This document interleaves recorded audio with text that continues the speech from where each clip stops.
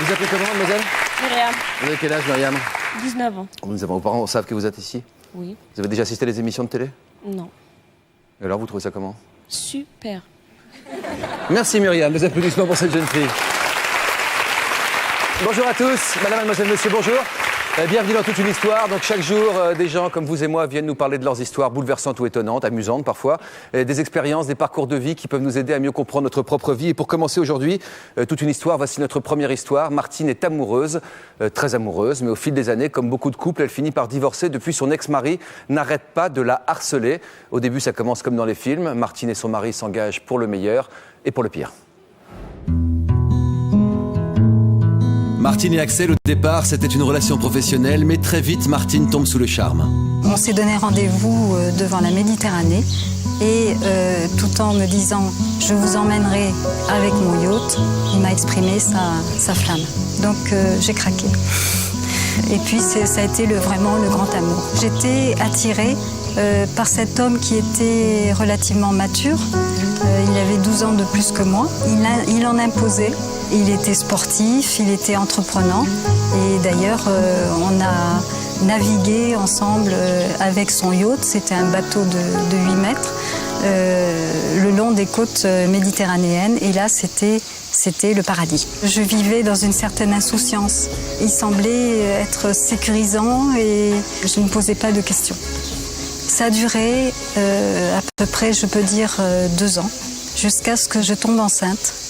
Stupeur et effondrement, il m'a demandé d'avorter. Et je n'ai pas compris.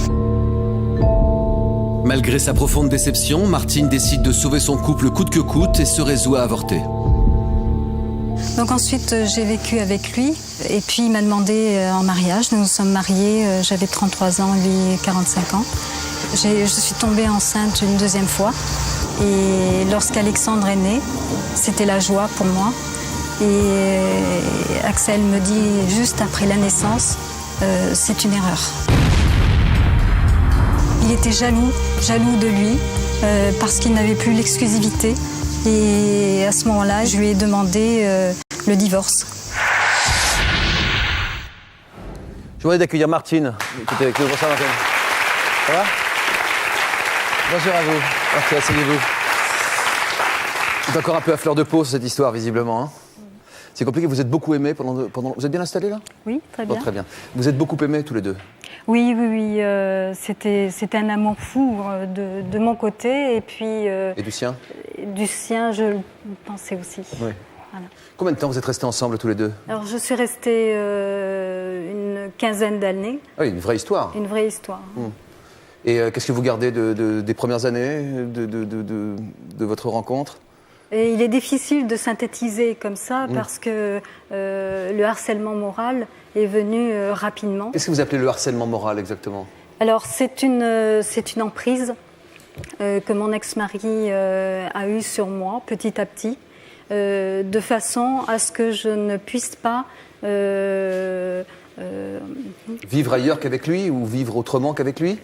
Que je ne puisse pas comprendre sa façon d'être et de faire. En fait, sa façon, c'est de me détruire. C'est-à-dire qu'il changeait tout le temps de comportement? C'était quelque chose de très déstabilisant? Il changeait de comportement. Je pensais que c'était un petit garçon et il fallait que je répare un peu. J'étais là pour réparer, pour être sa maman, un petit peu. Et je me suis aperçue à la naissance du petit qu'en fait, je devais m'occuper de 2 enfants. Alors vous êtes décidé à quitter la maison. Peu de temps après, comment a-t-il réagi? Ça a été très très dur. Très très dur. Ça a été une nuit douloureuse. Il a refusé le divorce? Il n'était pas pour le divorce, non. Vous vous êtes battu pour avoir ce divorce qui a été prononcé il y a seulement 2 ans. Il y a combien de temps que vous vouliez... Il y a 1 an, simplement. Il y a combien de temps que vous vouliez... séparée, pendant 7 ans. Ah oui, d'accord, donc ça m'a vraiment mis du temps. Et pourtant, malgré ce divorce, malgré cette séparation de 7 ans, votre ex-mari est extrêmement présent dans votre vie, voire omniprésent. Secret. Je décroche pas. Je décroche pas, je sais que c'est lui encore. Numéro inconnu, secret, et je suis sûre que c'est lui. Il appelle tous les jours, il appelle à des heures précises. Il appelle à 9h, savoir si le matin je suis là. Il appelle à 12h pour savoir si je ne suis pas invitée par quelqu'un. Il appelle à 14h pour savoir si je ne travaille pas. Il appelle à 19h et il rappelle à 21h. C'est systématique chez lui. Là, je ne réponds pas parce que j'ai peur. Ce qui me fait peur, c'est d'être traquée en permanence et d'avoir cette pression sur moi. Quand c'est pas le téléphone, donc c'est le mail.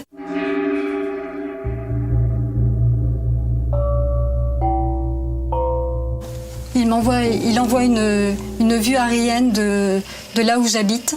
Je sais très bien que c'est pour me dire que je te surveille même de là-haut. Il veut me mettre une certaine pression pour que j'ai peur en permanence. À partir du moment où nous nous sommes séparés, Axel m'a mené une vie d'enfer. Véritablement, il me traquait jour et nuit. Il voulait savoir exactement ce que je faisais. Et quand il n'avait pas les renseignements, il me faisait suivre par des détectives. Donc, quand je sors de chez moi, je suis toujours en train de regarder. Si on ne me suit pas, je ne suis jamais tranquille. Et quand Martine essaye de tisser d'autres liens en essayant de se faire des amis sur Internet, son ex-mari est toujours là. Il veille. C'est comme ça qu'elle a rencontré Philippe il y a bientôt 3 ans. J'ai appris qu'il avait fait une enquête sur moi aussi, qu'il a su beaucoup de choses pour moi. Comment? Mystère. Il sait où j'habite, il sait quelle est ma voiture. Il a réussi à avoir toutes ces informations sur moi. Comment? Mystère. Est-ce qu'il paye des gens? Il doit payer des détectives? Je ne sais pas, c'est le mystère complet. Ça a pris des proportions telles qu'une fois j'ai porté plainte pour harcèlement moral contre mon ex-mari. Je l'ai fait parce que je pensais qu'il y aurait une suite et que le harcèlement s'arrêterait, qu'il aurait une peur de la gendarmerie. Et je pense qu'il le sait, mais il ne me l'a jamais dit.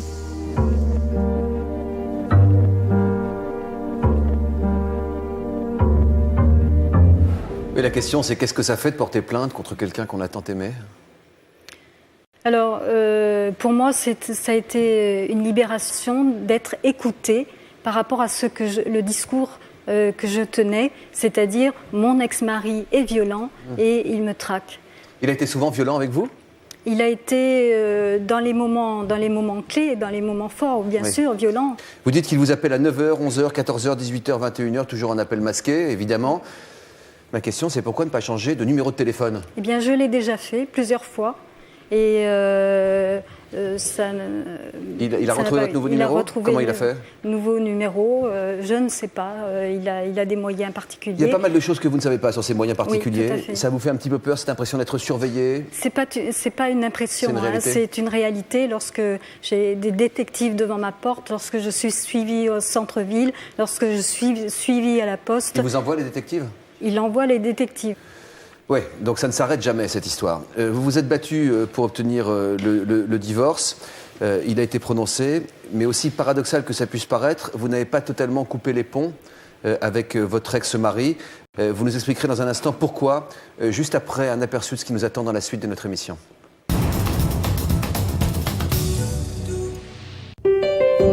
J'ai continué à... Dans un instant, l'histoire de Patrick, qui depuis plus d'1 an harcèle son ex, espérant pouvoir la reconquérir. Je n'arrivais plus vraiment à me contrôler. Et puis Sandrine et Christophe nous parleront de leur histoire de couple, leur mariage, leur divorce. Ouais, c'est vrai que ça a été super dur. Ouais, j'imagine, hein, c'est Super. Enfin, l'histoire de Cécile de France. Elle sera face au public. Bonjour Cécile, Maxime, 23 ans, de Marseille. Je voudrais savoir déjà, qu'est-ce que ça vous fait de me voir en vrai? De vous voir en vrai? Je suis toute chose.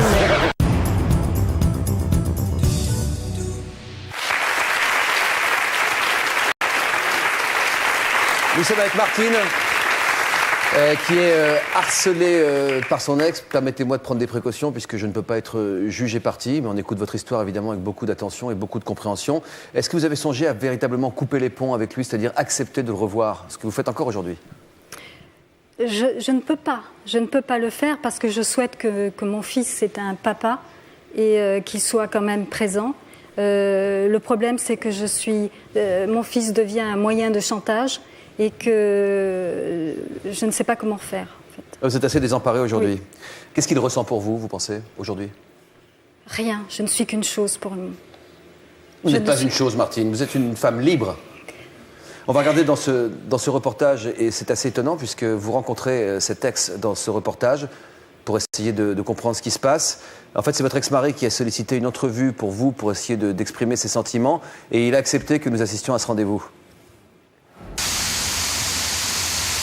Et quand tu m'appelles, quand tu me demandes 4 fois par jour ce que je fais, où je suis... je te fais plus ça quand même. Tu l'as fait récemment encore. Tu l'as fait encore ce week-end. J'ai pas noté de changement notoire. Tu ne peux pas changer en 3 jours et dire ça y est, j'ai changé, il fait beau, tu vas voir, je suis un autre homme.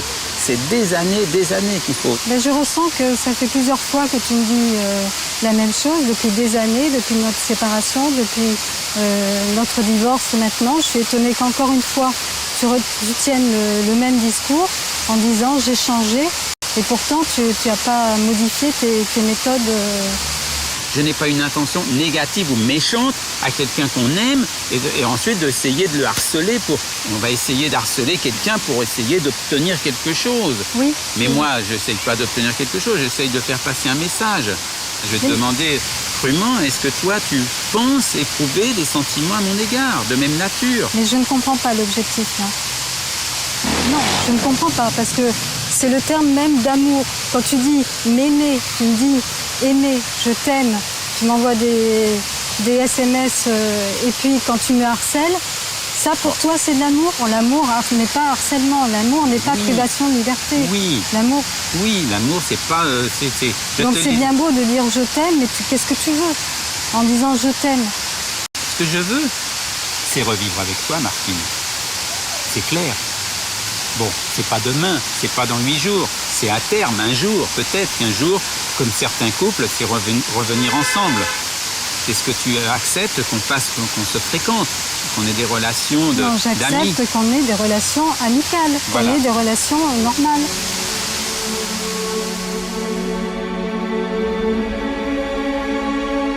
Encore une fois, c'est le même discours et un flot de paroles, et je suis chaque fois hypnotisée. Toutes les menaces, le harcèlement, tout ce qu'il a fait, c'est resté sans suite, Et voilà, et l'histoire est passée comme ça, 24 ans, et il continue à faire le même discours en disant j'ai changé. Vous dites hypnotisé? Magnétisé? Il a un pouvoir sur vous, cet homme? Une emprise. Et ça marche? Est-ce que vous êtes dépendante de lui?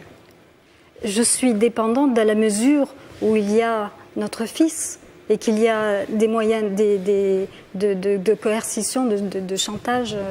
Pourquoi vous êtes si bouleversée après la rencontre et pas pendant? Vous craquez après, vous auriez pu craquer pendant pour lui montrer à quel point ça vous touchait. Vous êtes sur la défensive, vous êtes face à lui? Voilà.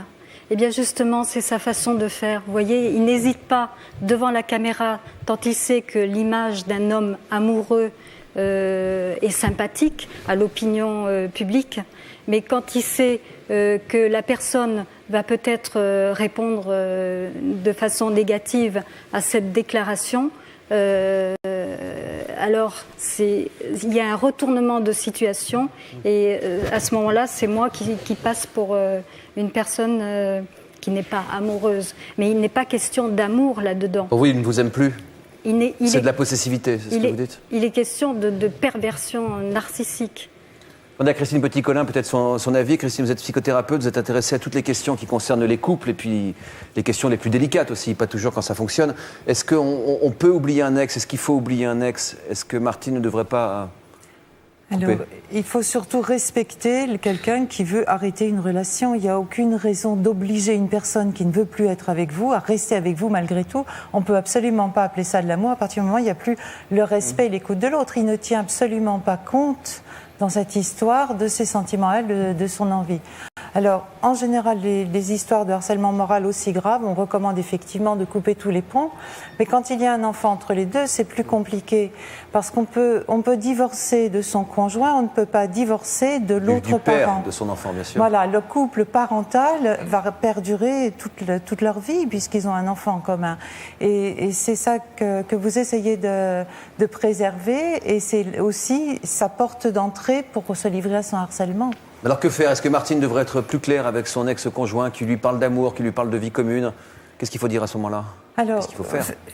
Le plus important, c'est de se protéger de façon à pouvoir ne plus vivre dans la peur. Parce que c'est le principal pouvoir de l'emprise. En fait, l'emprise a 3 clés. Le doute, on ne sait pas bien si on a raison, si on a tort. La peur. Et puis, le 3e, c'est la culpabilité. C'est 3 clés. Doute, peur, culpabilité. Qu'est-ce que j'ai pas bien fait? Qu'est-ce que j'aurais dû faire? D'autant plus qu'un harceleur ne prend jamais la responsabilité de ses actes. Tout est de la faute de l'autre. Lui, il est blanc comme neige. Est-ce que vous arrivez à trouver l'espace pour pouvoir exister en tant que femme et vous tourner vers l'avenir en rencontrant d'autres personnes? Oui. Oui. C'est bien. Je le fais et puis ça m'a permis de prendre conscience de ma relation telle que j'ai... Vous ne l'aimez plus, cet homme? Non. Non, vous ne l'aimez plus. Il faut qu'il le comprenne une fois pour toutes. Vous êtes sûr de vous? Il le sait aussi. Je vous remercie, Martine. C'est beau, l'amour, c'est un sentiment pur et respectueux. Mais attention, quand l'amour devient obsession, ça devient quelque chose de très différent. On ne peut pas forcer quelqu'un à aimer. Je remercie Martine qui reste avec nous pour l'autre partie de l'émission. Maintenant, on va passer à Patrick et Aline qui ont été en couple pendant plus de 2 ans. Lorsqu'Aline a rompu, Patrick n'a pas compris sa décision, un peu comme votre ex. C'était tout juste il y a 1 an. Patrick est incapable de tourner la page. Son amour est intact. Il a une seule obsession, reconquérir son ex. Ça fait un peu plus d'1 an que je suis séparé d'Aline et j'arrive pas à comprendre pourquoi elle est partie en fait. J'ai continué à essayer de la joindre. Je lui ai envoyé des fleurs parce que on s'est connus un 16 janvier. Donc tous les 16 du mois, je lui ai envoyé une rose. J'ai commencé à essayer de la convaincre, donc en lui envoyant des mails. C'était au minimum 1 à 2 mails par jour. Les textos, c'était 4 à 5 fois par jour. Pratiquement tous les soirs, je passais devant chez elle. Donc ça me faisait un détour pour rentrer d'environ 30 km, rien que pour pouvoir passer devant la maison. De façon à faire passer la douleur, donc il m'est arrivé à ce moment-là de boire seul. Je n'arrivais plus vraiment à me contrôler. Je lui ai téléphoné très tard. Il était minuit, 1h du matin. Alors là, je laissais des messages et ça durait parfois 1 demi-heure à 3/4 d'heure. Je pense qu'elle en a eu assez aussi. Donc elle m'a envoyé un texto en me disant « Je souhaite que ça se termine, merci, stop ». Moi, je l'ai très mal pris. Je souhaitais à ce moment-là prendre ma voiture et arriver ce qui pourrait arriver. Donc ça aurait été un mur, un arbre, c'était mon souhait d'en finir. Par ma meilleure amie, j'ai appris que les parents menaçaient de déposer plainte pour harcèlement. Bon, dans ma fonction, c'est quand même relativement délicat d'avoir un dossier judiciaire à ma charge. Là, je risque de perdre mon boulot, donc je ne peux pas me le permettre, donc j'ai levé le pied. Donc en fait, j'ai pris conscience que c'était du harcèlement vis-à-vis d'Aline. Le fait de la suivre jusque chez elle, les coups de téléphone à des heures très tardives, c'est du harcèlement, oui. Et encore maintenant, si je ne risquais pas ma place, je le ferais encore,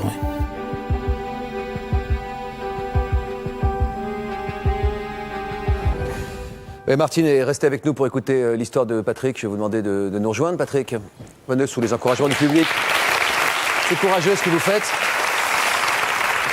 Vous venez de nous raconter votre histoire, puis essayer de comprendre aussi comment ça vous envahit à ce point, Patrick. Vous avez 33 ans. Aline vous a expliqué pourquoi elle vous quittait, elle vous l'a dit? Non.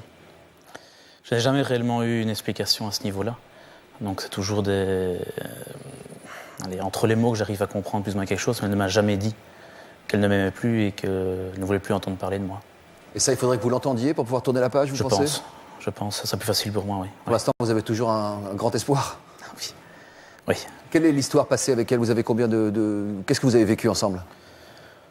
Tous des moments de découverte, de nouvelles choses que je ne vivais pas avant. Elle m'a fait découvrir la randonnée, elle m'a fait découvrir des activités ensemble, elle m'a fait découvrir réellement qu'on pouvait être aimé. Ce que j'avais jamais connu avant, en fait. Et ça, vous avez du mal à l'oublier? Oui. C'est pour ça que vous la harcelez? Maintenant, je peux le dire, oui. Il a fallu un certain temps avant de pouvoir le reconnaître. Parce que je me suis fait aider pour ça et maintenant, je peux le dire et je reconnais que oui, je l'ai harcelé. Vous avez compris l'histoire de Martine? Vous êtes mis à sa place? Oui. Oui, j'ai compris ce que Martine a vécu, mais je pense... Moi, j'ai l'impression de ne pas avoir été jusque-là. C'est-à-dire? Je ne l'ai pas fait suivre par des détectives. Non? Vous avez placé des indices, vous? Oui. Qu'est-ce que vous faites comme métier? Je suis inspecteur de police. Vous avez utilisé vos indicateurs? J'ai utilisé des amis, des cousins, membres de comme la on dit dans la famille. police. Voilà, oui, plus ou moins, oui, c'est ça. Oui, oui. Pourquoi faire? Pour la surveiller? Pour avoir de ses nouvelles. C'est joliment dit, ça. Ses nouvelles, oui, oui. Elle s'en est rendue compte? Je pense qu'elle s'en est rendue compte pour certains et elle a coupé les ponts avec. Pour d'autres, non, je pense qu'elle s'en doute toujours pas. Vous continuez? Plus légèrement, on va dire. Et pourquoi vous la surveillez comme ça? Je n'ai plus de ces contacts maintenant depuis le 27 octobre 2005. Donc je ne sais plus du tout ce qu'elle devient. Bah, un petit peu visiblement quand même. Oui, mais je ne l'ai plus entendu parler, je ne l'ai plus vue de mes yeux et c'est difficile. Donc j'ai besoin de savoir un petit peu encore ce qu'elle fait maintenant. Oui, oui Martine? Je trouve que c'est beau de votre part d'être ici et de témoigner de cela parce que mon ex-mari a toujours nié le fait qu'il m'avait suivi aussi. C'est pas facile à avouer maintenant, je vais dire. Comment on arrive à placer des indices, à surveiller quelqu'un avec des méthodes policières? Quelqu'un qu'on a aimé autant, hein? C'est pas vraiment avec des méthodes policières, hein. Je suis pas rentré dans cet extrême-là. Juste demander de temps en temps à un ami, tiens, tu n'as pas eu de ses nouvelles, ou qu'est-ce qu'elle fait, ou elle part en vacances. Enfin, c'est utiliser un moyen qui n'est pas très louable. Enfin, je pense que vous aimeriez pas qu'on fasse ça sur vous, quoi. Non. Non. Et comment vous en êtes arrivé là? Parce qu'elle refusait tout contact avec moi. Donc elle a coupé les ponts, elle n'a plus jamais répondu ni à mes SMS, ni à mes mails, ni à mes coups de téléphone. Et moi, j'avais toujours envie de savoir ce qu'elle devenait. C'est une façon de dire que c'est de sa faute? Oui. On va voir comment ça évolue. Patrick, vous voulez vraiment essayer de passer à autre chose pour vous et pour elle. Et en même temps, vous êtes partagés. On regarde une bande-annonce d'une de nos toutes prochaines émissions. Et on se retrouve, vous nous expliquerez comment votre ex a réagi à toutes ces tentatives un peu bizarroïdes de rapprochement. Prochainement, dans Toute une histoire, l'histoire de Fabienne et de ses chinchillas avec lesquels elle vit une véritable histoire d'amour. Les chinchillas, pour elle, c'est un nouvel enfant, entre guillemets. On fait des beaux grands-parents quand même. Tous, on est un peu débiles avec son animal, mais votre fille a l'air de dire que vous, un petit peu plus que les autres. Je vous remercie, mais Je vous bon, en prie. si vous voulez, je vous en prête. Et aussi l'histoire de Lionel, alias Yo-Yo le clown. Mais pour son fils Anthony, assumer cette image de père loufoque n'a pas toujours été simple. Pour moi, c'était vraiment la honte. Hello les amis! Vraiment la honte totale. Et voilà Yo-Yo! Pourquoi ça vous faisait aussi mal? Mais tu te rends pas compte de vivre avec un clown, mais c'est terrible! C'est fatigant en fait, c'est ça le problème. Nous verrons aussi l'histoire d'une aristocrate. Charlotte de Turckheim viendra nous raconter ce monde à part. Moi, je m'appelle en toute simplicité Baronne Anne-Charlotte de Turckheim. D'accord. Voilà. Et à quoi on reconnaît un comportement aristocratique dans les petites choses de la vie? Moi, par exemple, c'est les chaussures. Baptiste qui regarde les miennes. Super bien ciré.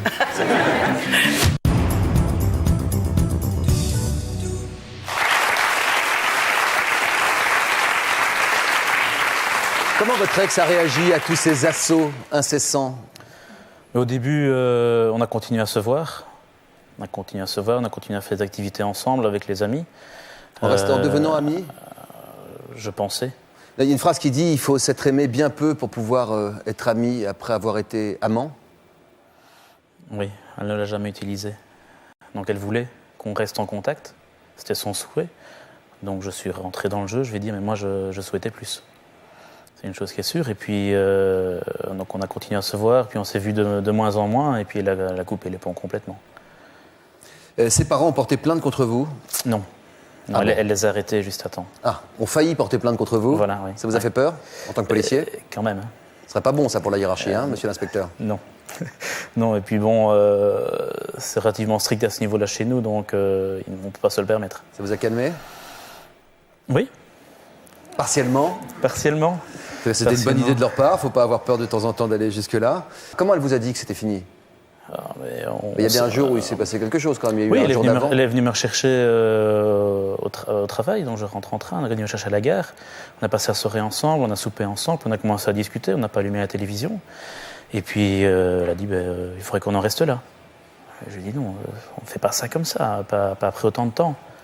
Donc j'ai réussi à avoir un délai de 3 semaines, mais sa décision n'a pas changé au bout de 3 semaines. Vous avez négocié un délai? Oui, parce que moi j'étais pas d'accord. On ne laisse pas tomber quelqu'un comme ça sans aucune raison. Vous lui avez demandé si elle vous aimait ou si elle ne vous aimait plus? J'ai demandé, mais dis-moi que tu ne m'aimes plus, dis-le-moi dans les yeux. Elle m'a dit, je ne saurais pas te le dire. Et vous, dans les yeux, si elle vous disait qu'elle vous aimait plus, vous laisseriez tomber? Difficilement.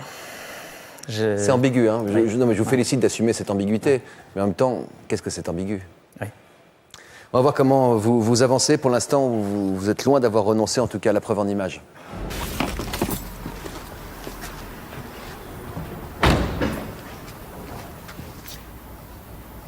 L'amour avec un grand A, celui qu'on ne découvre qu'une fois dans sa vie, c'est avec toi que je l'ai connu.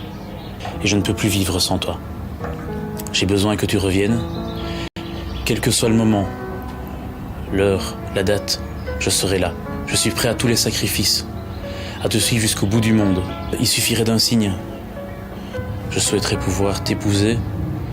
Je souhaiterais concrétiser notre amour par des enfants. Je voudrais qu'ils te ressemblent. C'est toi la femme de ma vie, c'est avec toi que je veux vivre. Je t'aime, je t'attendrai. C'est une banderole que vous n'avez pas fabriquée spécialement pour l'émission? Non. Vous l'avez faite dans quelle idée? D'essayer de la surprendre? De l'amuser? Qu'elle se rende compte que réellement je suis toujours amoureux d'elle. Vous ne pensez pas que ces agissements, ça peut l'effrayer plus qu'autre chose? Les indices, la banderole, l'omniprésence? Si. Je m'en rends compte, donc c'est pour ça que j'ai levé le pied. J'ai levé le pied en ayant toujours quand même quelques informations, mais j'ai levé le pied. Et là, si elle vous écoute aujourd'hui, ce qui va sans doute être le cas, j'espère. Vous n'avez pas peur qu'elle ait encore plus peur en lui disant j'ai un peu levé le pied, mais je continue quand même? C'est pas une méthode de harceleur, ça? Si. Il n'y a pas une autre femme qui vous attire? Est-ce que vous regardez bien? Est-ce que vous avez les yeux bien ouverts? Il y a d'autres femmes. Regardez autour de vous, franchement, on n'est pas... Oui, il y a eu d'autres personnes, oui, mais pas moyen de s'y accrocher. Elle vous a montré des choses de la vie que vous ne connaissiez pas et que vous n'avez pas retrouvées ailleurs. Comment faire le deuil d'un amour comme celui-ci? Alors, un deuil, ça a 5 phases. La première phase, en général, et visiblement les harceleurs restent bloqués à ce stade, c'est le déni. C'est pas vrai, c'est un cauchemar, je vais me réveiller, demain sera pareil. Et normalement, on passe du déni à la deuxième phase, qui est la colère. Et là aussi, souvent dans le harcèlement, on va retrouver beaucoup de colère. Déni, ensuite colère. Voilà, le marchandage, ensuite, si on essaye de négocier son retour. Et puis... Alors là, on est prêt à faire des sacrifices, je vais changer, voilà, tu vas voir, c'était un malentendu. Ça, c'est phase 3. Regardez, Patrick, déni, colère, marchandage, ensuite. Voilà, alors ensuite, ce qui se passe, c'est que normalement, on rentre dans une phase de dépression, de contact avec le vide, où on ressent enfin l'absence de la personne. Et en fait, les harceleurs remontent dans les phases de deuil, retournent dans le marchandage, retournent dans la colère, surtout retournent dans le déni. C'est pas vrai, elle m'aime toujours, pour éviter de rentrer en contact avec cet énorme chagrin. Ce qui permet d'arriver ensuite à l'apaisement, qui permet de passer à autre chose, en fait. Voilà, ensuite on s'apaise, on peut retrouver les souvenirs de cette histoire comme des beaux souvenirs de quelque chose qui a été très heureux, tout en passant à autre chose. Ah oui, ça, quand on en arrive là, c'est qu'on est prêt, quoi. Voilà. Ça prend combien de temps, une période comme celle-là? De 1 à 5? Alors, en général, le minimum pour un deuil, c'est 1 an. Il faut avoir fait quelque part le tour du calendrier. C'est combien de temps vous êtes séparés? 1 an et 2 mois. Bah c'est bon, là, hein? Je pense pas. Combien de temps vous êtes restés ensemble? 871 jours. Combien? 871 jours. J'ai pas compté les minutes. Non, ça fait combien de temps que vous ne l'avez pas vu? Depuis le 27 octobre. Vous n'avez pas compté les minutes non plus, là? Non. Je remercie Christelle qui était avec nous. Je les envoie à son livre Victime, bourreau et sauveur aux éditions Jouvence. Et je dirais qu'heureusement pour Patrick qui a des bons amis, vos amis sont là pour vous essayer de tourner la page, mais c'est loin d'être une mince affaire. Pour moi, l'histoire de Patrick avec Aline, c'est un peu comme l'histoire de Don Quichotte qui se bat contre des moulins à vent et qui n'arrivera jamais à gagner contre ces moulins à vent. Et Patrick, il essaye de reconstruire quelque chose qu'il ne pourra pas reconstruire avec Aline. Après la rupture, donc Patrick a commencé à lui envoyer beaucoup de mails, beaucoup de SMS. Elle l'a très mal ressenti. Elle essayait de ne pas lui répondre. Elle prenait ça comme du harcèlement. Elle avait peur de descendre du bus, de le voir à ce moment-là, de le croiser dans la rue. Aline culpabilise beaucoup parce qu'elle disait je lui fais du mal. Et donc elle disait qu'est-ce que je dois faire? Est-ce que quand même j'essaye de rester avec lui pour lui faire plaisir et arrêter de lui faire du mal? Et moi finalement un peu mettre ma vie sur le côté, ou bien je lui dis clairement non, c'est fini, il souffre et tant pis, mais chacun doit essayer de se reconstruire. Donc en fait, elle ne souhaite plus le revoir parce qu'elle pense que ça lui donnerait de faux espoirs. Donc moi, ce que je conseillerais à Patrick, c'est de couper tout contact avec ce qui pourrait lui rappeler Aline. C'est-à-dire que je sais qu'il a toujours chez lui, par exemple, des photos d'elle. Je pense que pour lui, ce serait mieux de faire une croix dessus, peut-être pas les jeter tout de suite, mais au moins les mettre dans une caisse, dans un coin de son appartement, qu'il essaye de garder ça, un peu comme... bon, ça peut paraître un peu choquant, mais un peu comme on peut garder les bons souvenirs qu'on a eu avec quelqu'un qui est décédé. Je ne la reverrai plus, mais je peux essayer de refaire autre chose. Quelques applaudissements pour encourager Patrick. Voilà. Qui se prend en main. Pourquoi vous ne les écoutez pas, vos amis? Ils sont pleins de bon sens. Ah oui, je sais. Mais c'est plus fort que moi. De vous à moi, vous y croyez encore à cette histoire d'amour? Oui. Ouais, c'est ça, vous n'avez pas tourné la page, quoi. Oui. Il y a Nathalie et Cédric qui sont venus ici pour apporter venez nous rejoindre, quelques éléments pour passer à autre chose, quoi. Je vous dis bonjour. Bonjour, asseyez-vous, j'en prie. Ouais, vous avez des conversations fréquentes avec lui sur ce sujet? Vous le connaissiez en couple aussi? Oui, tout à fait. Moi, j'ai connu Aline avant leur séparation, donc on en discute, oui, beaucoup. Parce que ça va être un garçon assez raisonné, ce Patrick. Oui, mais très têtu sur ce sujet. Qu'est-ce que vous lui dites pour essayer de le faire changer d'avis? En fait, moi, je me suis un peu identifié à son problème, puisque j'ai vécu un peu la même chose il y a quelques années d'ici. Ah bon? Oui, si ce n'est que j'ai pu tourner la page. Après 2 ans, madame disait tantôt il fallait 1 an. Après 2 ans, j'ai pu tourner la page et je suis très heureux, marié et papa d'une petite fille aujourd'hui. Et dans le cadre de Patrick, c'est le déclic que j'essaye de lui faire attraper. Mais comme disait Nathalie, il est fort têtu à ce niveau-là. Ouais. Non, essayez de lui montrer votre exemple, quoi. Lui dire, moi, j'ai trouvé une solution pour aimer quelqu'un d'autre ensuite. C'est clair, c'est qu'il faut utiliser les bons moments qu'on a eus dans sa vie antérieure amoureuse et vivre sur ces bons moments-là, parce que ces moments-là vont conditionner notre futur, en fait. C'est une chose claire. Qu'est-ce que vous en pensez? C'est bien. On dirait la famille chemise bleue un peu. On n'a pas tous la même lessive, là, mais... C'est bien, mais moi, j'y crois pas tellement. Non, mais vous imaginez bien avoir une vie plus tard, avoir une vie amoureuse, avoir une famille? J'y croyais. Oh, bah dis donc, et quand vous êtes de mauvaise humeur comme ça et que dans votre boulot d'inspecteur de police, vous avez des bandits en face de vous, ils doivent passer un sale quart d'heure, non? Non. Et il le dit en plus. Oui. C'est bien, c'est humain. Moi j'aime beaucoup ce monsieur parce qu'il est sincère. Oui. Est-ce qu'à votre avis, il a une chance de reconquérir son ex, Patrick? Non, pas du tout. Non, moi j'ai eu des contacts. Parce qu'il je lui ai déjà dit, on n'a pas arrêté de parler. Je lui ai dit clairement qu'elle me l'a dit de toute façon, qu'elle ne souhaitait pas recommencer avec lui. Elle vous a dit qu'elle ne l'aimait plus? À moi, oui. Et pourquoi elle ne le dit pas, Patrick? Qu'est-ce que ça Moi, elle m'a dit qu'elle lui avait dit. Donc... Patrick, la main droite, toute la vérité, rien que la vérité? Non, rien que la vérité, je jure, elle me l'a jamais dit. Il sort un peu, ce garçon? Il rencontre d'autres personnes? Oh mon Dieu, oui. Nous faisons partie aussi d'un groupe de la Croix-Rouge de Belgique. Nous œuvrons ensemble, où on fait beaucoup de choses, ça change les idées. Et moi, je lui ai dit, je vais parler un peu franchement, là, sors la tête d'entre les fesses et va un peu voir ailleurs ce qui se passe. C'est une façon de parler, hein? Voilà, c'est une chose claire.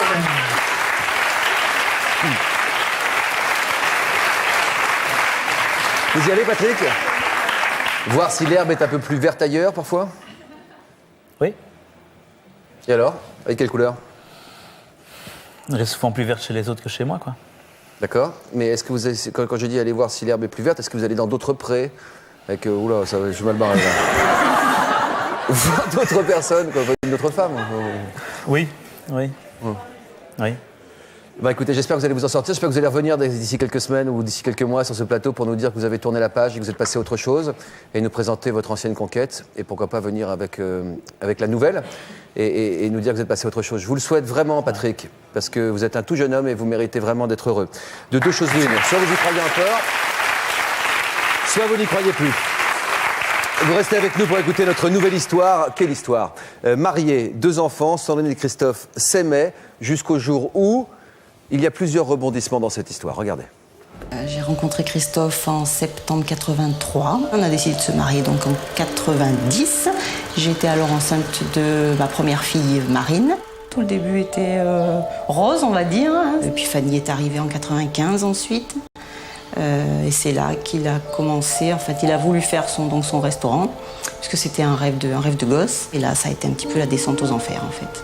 Moi, ça m'est complètement monté à la tête, ça c'est clair. Et Sandrine, je pense qu'elle a très vite compris que le restaurant prenait plus de place qu'elle. Je voyais bien que de toute façon, il rentrait très tard le soir, donc je savais bien qu'il n'était pas là-bas pour bosser. Mais bon, c'était essentiellement, oui, la fête. Il devait y avoir des tas de copains au bar, et puis ça partait dans l'alcool, dans les soirées interminables, et voilà, il rentrait à point d'heure, quoi.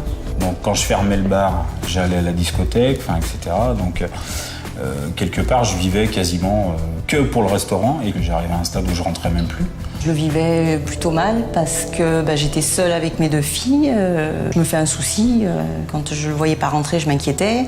Et je pense que lui, il ne comprenait pas.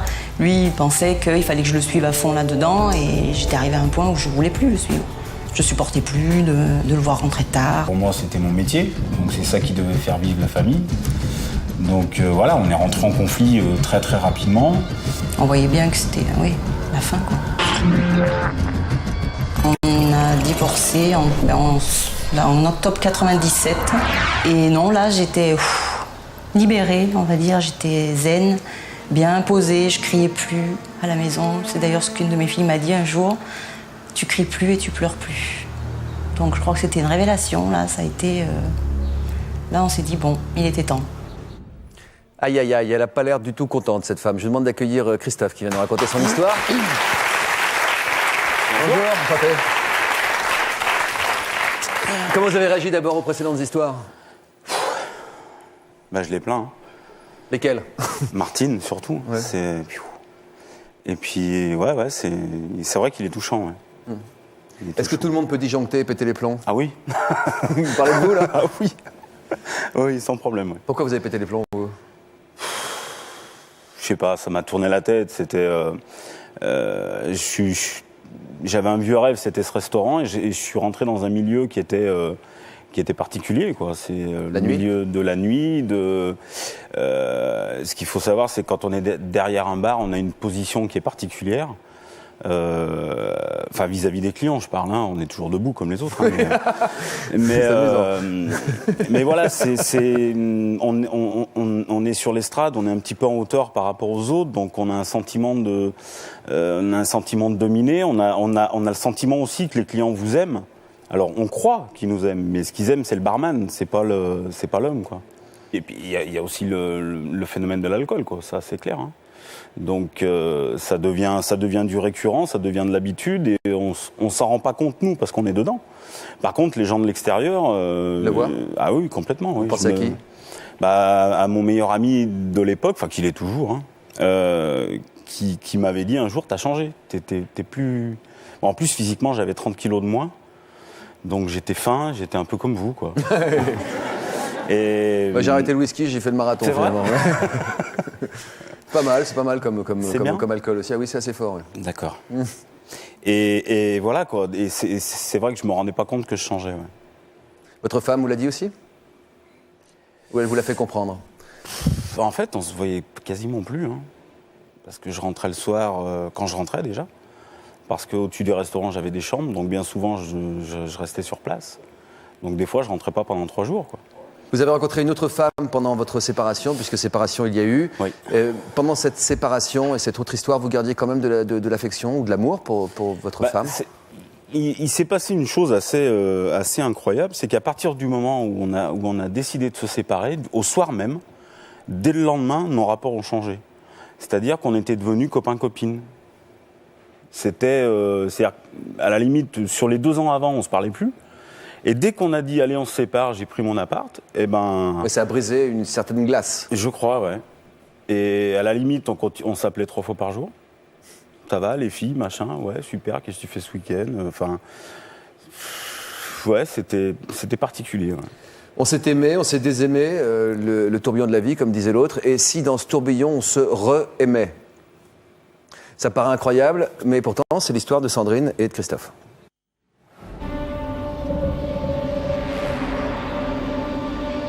Tu m'as tout balancé, quoi. Tu m'as dit, bah oui, voilà, c'est qui, voilà, bon, j'ai su qui c'était. Et là, j'ai pris la télécommande et bam, dans le mur, le tabouret, bam, tout est parti.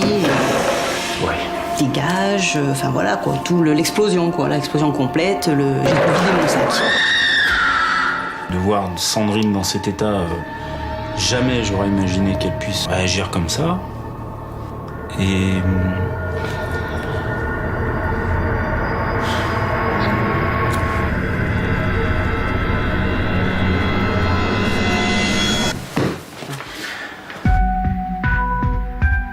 Ouais, c'est vrai que ça a été super dur. Ouais, j'imagine, ouais, c'est sûr. Super dur. Aussi bien à l'entendre. La pire journée de ma vie, j'ai passé là. Puis dans la nuit, bon, ben, les sentiments, je pense, ont été plus forts et je suis revenue en lui disant, bon, ben, tu fais ton choix, c'est elle ou moi, et si c'est moi, et ben, ok, on tire un trait, et puis, d'accord, mais il faut pas qu'il y ait double vie. Je voulais que ce soit net. Sinon, c'était pas la peine. Une fois qu'on a eu absorbé cette histoire, donc, où on s'est dit il faut marquer le coup, et en plus je crois qu'on avait vraiment envie d'avoir... Oui, on avait envie, bien sûr. D'avoir un bébé. Un bébé de l'amour. Quel bébé. Et après le bébé de l'amour, tout naturellement l'idée du remariage germe dans les esprits. La rédaction du faire-part se fait en famille. Alors Là, j'ai mis alors Marine, Fanny et Manon. Sont heureuses de vous inviter, je sais pas, traditionnel, c'est bon. Ça vous fait quoi déjà, on se remarie? Bah, ça fout ce que vous aimez.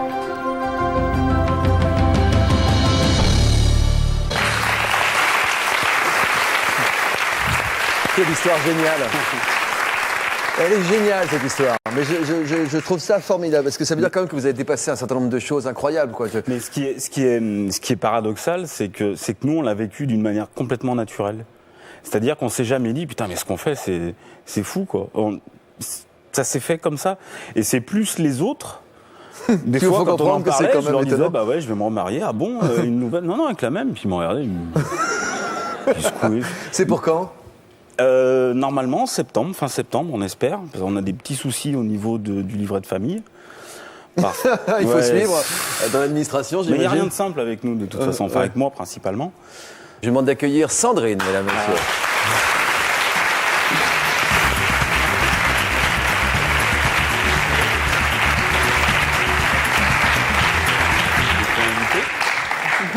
Bonjour Sandrine.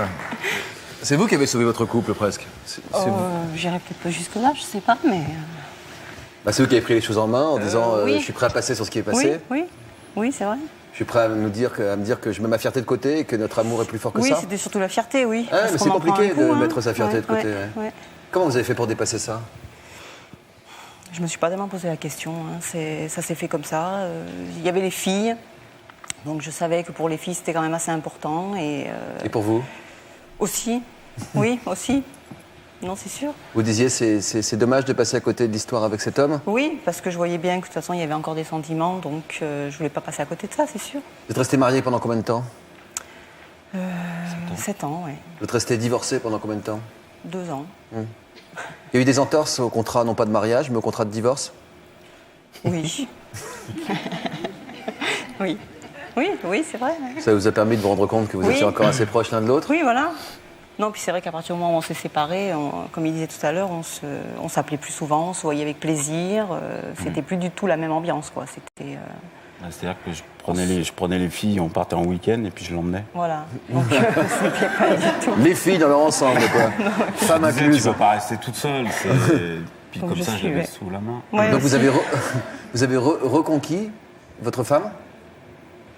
Vous l'avez recourtisée comme vous l'avez courtisée au début? Moi, j'ai pas eu la sensation de faire exprès. Je crois qu'en fait, c'est que les... Je sais pas, au moment du divorce, je pense qu'il y avait comme un nuage au-dessus des sentiments. Et quand on a recommencé à prendre plaisir à se voir, je crois que les nuages sont partis. Ouais. Et puis, c'est toujours là, quoi. Non, bravo pour avoir écouté votre cœur et ne pas avoir écouté votre fierté. Qui est parfois, pour pas dire souvent, mal placée. La fierté qui fait rater pas mal de choses dans sa vie. Je vous remercie beaucoup, je vous félicite pour votre histoire, qui nous donne beaucoup d'espoir à nous tous. Tout est bien qui finit bien. Dans un instant, nous recevons pour la fin de cette émission une des actrices les plus talentueuses de sa génération. J'aime pas trop cette expression, mais c'est tellement vrai. Elle vient de nous parler d'elle et aussi de son nouveau film. Cécile de France sera face au public juste après cet appel à témoins. En couple, vous avez une relation virtuelle sur Internet avec une autre personne. Vous voulez à tout prix rencontrer l'âme sœur. Vous vivez une histoire d'amour au travail. Pour nous raconter votre histoire, contactez-nous au 01 53 84 30 08 ou connectez-vous sur le site de l'émission. Demain, dans toute une histoire, les crimes passionnels. Qu'ils soient victimes ou proches de l'assassin, nos invités témoignent de ces meurtres souvent imprévisibles. Jamais, au grand jamais, j'aurais pensé qu'il lui ferait du mal à elle. Il l'aimait tellement. Eva a tué son mari à coups de marteau pendant son sommeil. Pourquoi il a tenté de vous tuer, selon vous? Parce qu'il supportait pas que je puisse refaire ma vie avec un autre. Il n'a pas du tout parlé, je me suis retournée et il a tiré. Je suis tombée par terre et je l'ai entendu se tirer une balle dans la bouche. Il m'avait perdu moi. Mais de là à tirer sur quelqu'un, je pense que personne n'a le droit de vie ou de mort sur une autre personne, même par amour.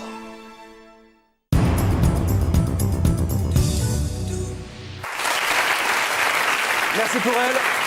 C'est une jeune comédienne audacieuse que nous recevons cet après-midi. Une jeune comédienne pleine de défis et d'énergie. Entre autres rôles, elle nous a impressionnés dans les films de Cédric Clapiche. Elle nous a enchantés dans Fauteuil d'orchestre et nous a épatés en présentant la cérémonie du Festival de Cannes devant le monde entier. Je vous demande d'accueillir Cécile de France.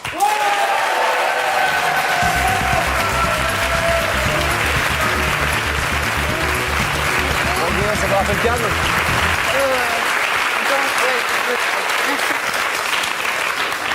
Je suis enchanté de vous rencontrer, Cécile, c'est la première fois que je vous vois.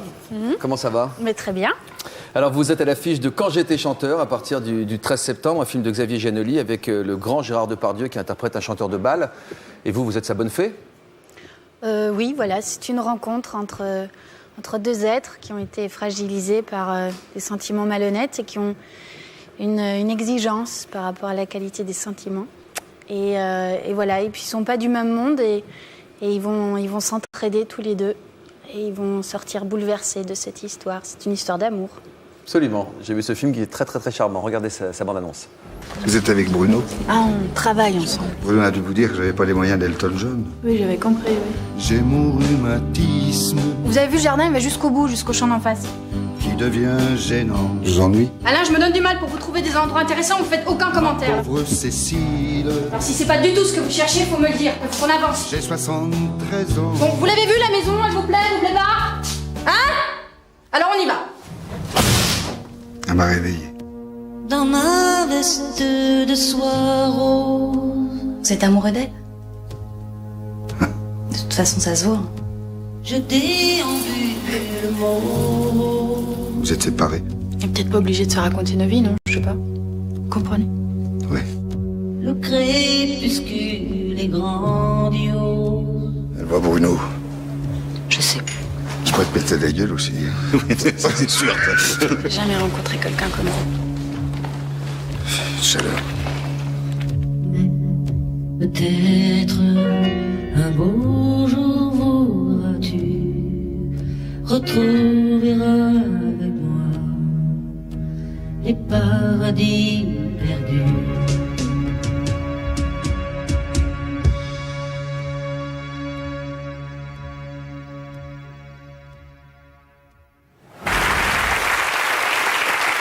Bravo Cécile encore pour cette performance. Vraiment, vous nous étonnerez toujours depuis qu'on vous connaît, depuis que vous êtes arrivée en France de Belgique. Vous êtes bien courageuse, Cécile. Vous avez accepté de répondre aux questions des téléspectateurs. Vous avez peur? Non. Je vois qu'ils sont gentils. Alors nous avons aujourd'hui Marion, Maxime, Antoine, Maïté et Elisabeth qui ont posé des questions à Cécile. Une question sur le boulot, la promo, le film, et puis une question un peu plus perso. Je donne la parole à Maïté d'abord. Où êtes-vous Maïté? Bonjour Maïté. Bonjour. Bonjour. La première question, elle est plus personnelle puisque vous êtes belge, moi aussi, je vis à Paris. Donc la première question, c'est est-ce qu'il y a des choses qui vous manquent de la Belgique au quotidien? Plein Lesquelles? de choses. D'abord mes proches, mes amis, les Belges, parce que je trouve qu'il y a chez eux une simplicité et un savoir-faire. Ils savent faire la fête tellement bien. Et donc ça me manque. Et donc voilà, puis sinon les paysages me manquent, les vallons de Wallonie. Merci Maïté. Antoine, s'il vous plaît. Antoine. Voilà, moi j'aurais juste aimé savoir quel est votre film préféré en tant que spectatrice. Je n'ai pas envie d'en citer un, je vais en citer 3. Je peux? D'accord. Alors, il y a Le Miroir de Tarkovsky, tout simplement pour sa beauté photographique. Et il y a Festen de Thomas Winterberg. Et puis Le Nom de la Rose de Jean-Jacques Hano, parce que je l'ai vu quand j'étais adolescente et ça m'a profondément marquée. Voilà. Merci beaucoup. Ça répond à votre question. Merci Antoine. Bonjour Maxime. Bonjour. Bonjour Cécile, Bonjour. Maxime, 23 ans de Marseille. Je voudrais savoir déjà, qu'est-ce que ça vous fait de me voir en vrai? De vous voir en vrai? Je suis toute chose. Écoutez, moi aussi. C'est joliment dit, avec beaucoup de douceur. Quand j'étais chanteur sur le 13 septembre. Merci Cécile. Merci d'être venu. Je propose d'aller saluer le public. On vous dit au revoir. Merci, à demain.